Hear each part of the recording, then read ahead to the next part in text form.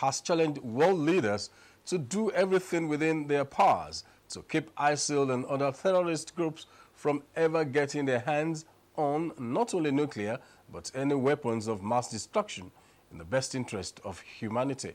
State House correspondent Adamu Sambo reports that he was speaking at the opening of the 2016 Nuclear Security Summit in Washington, D.C. The broad goal of the summit, fourth in its series, is to ensure international cooperation towards addressing the threat of nuclear terrorism by minimizing and securing weapons-usable nuclear materials.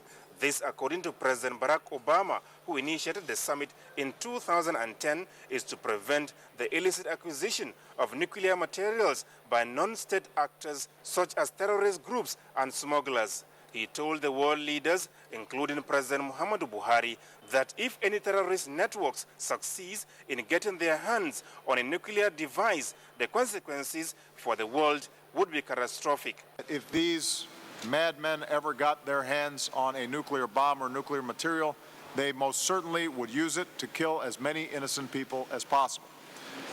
And that's why our work here remains so critical. Just the smallest amount of plutonium, about the size of an apple, could kill and injure hundreds of thousands of innocent people. It would be a humanitarian, political, economic, and environmental catastrophe with global ramifications for decades. Nuclear terrorism, President Barack Obama said, is a perfect example of the 21st century security challenge that no one nation can solve alone, hence the need for coalitions and sustained coordination across borders and institutions. So we cannot be complacent. We have to build on our progress. We have to commit to better security at nuclear facilities, to removing or disposing of more dangerous material, to bringing more nations into treaties and partnerships that prevent proliferation and smuggling, and to make sure that we have the architecture in place to sustain our momentum in the years ahead. The Prime Minister of Holland, Mark Rutte, who hosted the last edition of the summit in 2014, said significant progress has been made towards making the global community safe from nuclear terrorism. International cooperation and commitment continue to grow. The material that is out there is being made more secure. Reinforced its cooperation with the International Atomic Energy Agency, the U.S. State Department, and other relevant global institutions towards enhancing nuclear security. President Buhari announced that a program to ensure that radioactive sources in the country are better secured has been developed towards preventing unauthorized access by terrorists and other criminals. The Director General, Nigerian Nuclear Regulatory Authority, Professor Lawrence Dim, was at the summit. The problem that is being discussed is in Nigeria. And Nigeria, we stand to benefit by cooperating with the international community in dealing with this scourge. So it's a very huge interest. Nigeria should even also champion this in Africa.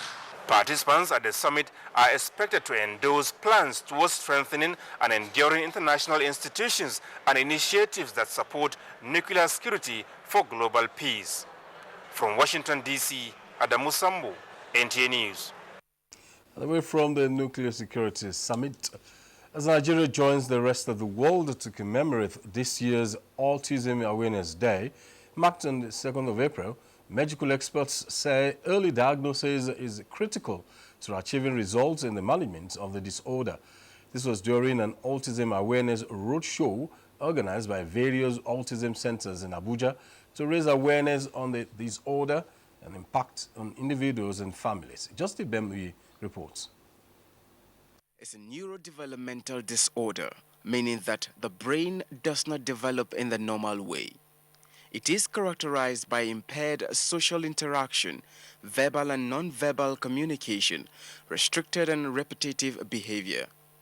In creating further awareness to the general public on management of this disorder, various autism care centers advised parents, guardians, and the society to watch out for early signs and find a good care center to cater for autistic children. So early intervention is the key. If we don't create awareness and if people do not know what autism is, which does not go away without intervention, we are going to lose a generation of our children to autism. Autistic are not the same as imbeciles.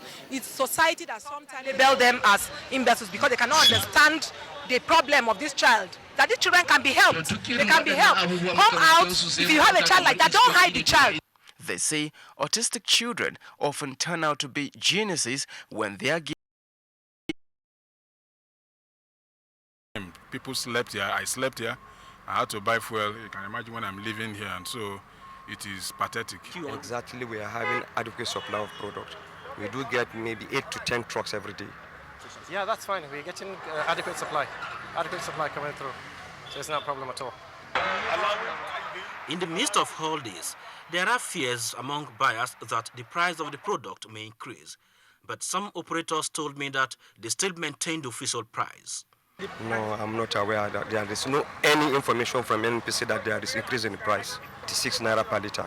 86 naira per liter in this place. 86 naira 50 kobo. The dispensing unit is quite okay. Some of the dealers are very optimistic that the current scarcity of the product will soon be over if they experience the same level of supply from the depot. In Abuja, Mie Ogidi, NTA News. Meanwhile, the Petroleum Products Pricing Regulatory Agency, PPPRA, has advised marketers not to distort the prevailing 86 naira retail price of petrol for NNPC stations and 86 naira 50 kobo for others, as these rates remain unchanged for the second quarter of 2016. The price of household kerosene also remains unchanged. A statement by the PPPRA Acting Executive Secretary Shotonye Yoyo states that, contrary to speculations, prevailing market indicators do not support any increase for now, despite the newly adopted price modulation principles. The second quarter allocation for products has also been released, with the NNPC getting 41.73%, while other marketing companies are to supply the remaining 58.27%. Depot owners, the statement added, are to adhere strictly to the existing truck-out policy of the PPRA to ensure products are delivered to designated retail outlets on time to avoid panic buying by consumers. Let's now join NTA for details of market activities for the weekend.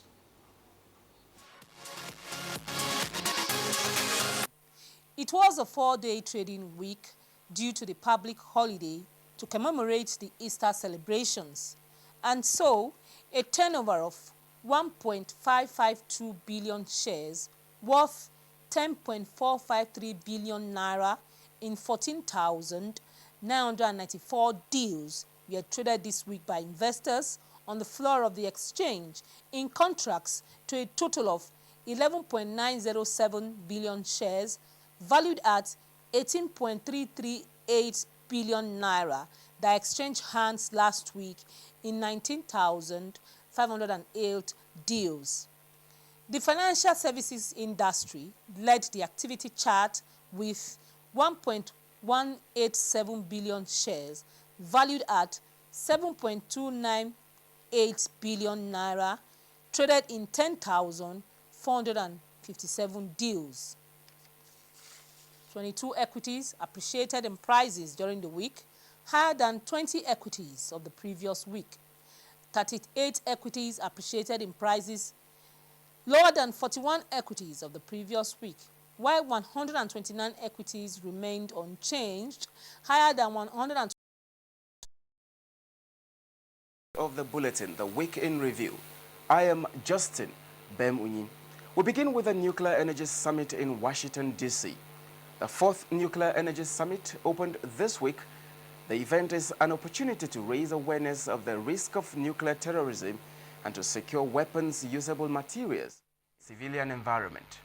President Muhammadu Buhari joined his U.S. counterpart Barack Obama and other world leaders to deliberate on measures to reinforce international commitment to the non-proliferation of nuclear weapons. This summit is about how nuclear energy can be deployed towards socio-economic development. And it is good for Nigeria because, you know, we are trying to get power going and we can use nuclear energy. Meanwhile, the United States government promised to massively support Nigeria towards the rehabilitation and reconstruction of the northeast Nigeria, badly devastated by the Boko Haram insurgency.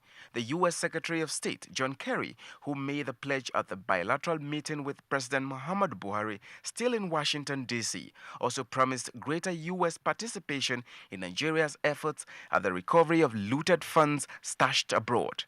Secretary Kerry was very clear that the U.S. is really keen to assist Nigeria in respect of the rehabilitation and the reconstruction program. And the Minister of Information and Culture, Lai Mohammed, during the week challenged resident information officers attached to the ministries, departments and agencies to see their role as critical in ensuring that they fill the gap in the information gathering and dissemination chain. We are the center point of all MDAs, hence we cannot afford to fail. The challenge before us as federal government information managers, therefore, is to ensure that we keep Nigerians duly informed. The British High Commissioner to Nigeria, Simon Shirkley, visited the Ministry of Science and Technology during the week to intimate the minister, Ogbonaya Onu, on the progress made towards the digital switchover program in Nigeria. There are many areas where the UK and Nigeria can work together in industry, in research, and indeed in other areas where science and technology play a part. We also believe that components that should come to facilitate this digital switchover, that it will be of great benefit to our nation. Meanwhile, the 2016 multinational exercise ended this week in Douala, Cameroon, and coastlines of Senegal and the Gulf of Guinea, with a challenge to the regional navies to step up joint patrols for safe and secured maritime domains. The whole essence of the exercise is to inculcate a very high sense of professionalism in the way we tackle maritime challenges within our sub-region.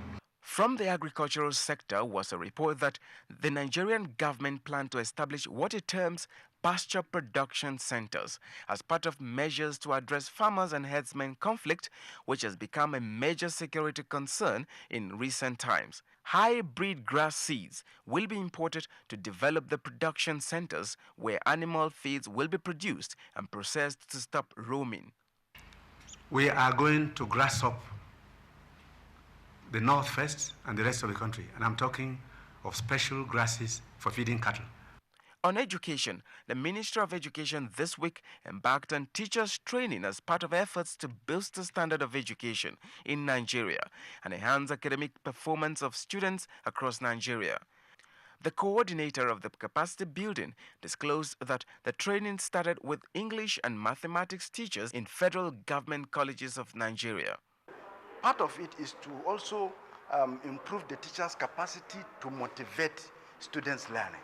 On fuel scarcity, Minister of State for Petroleum Dr. Ibe Kachuku within the week assured Nigerians that the prevailing fuel scarcity across the country will abate by the middle of April. He stated this while briefing the Senate Committee on Petroleum Downstream on the current situation. In the first 2 weeks of April, we'll have this issue completely resolved and you will not have this problem anymore. We also reported that the Easter celebration assumed a more festive turn on Monday as Christians celebrated the ascension of Jesus Christ, while some Nigerians used the day to observe Galilee Day.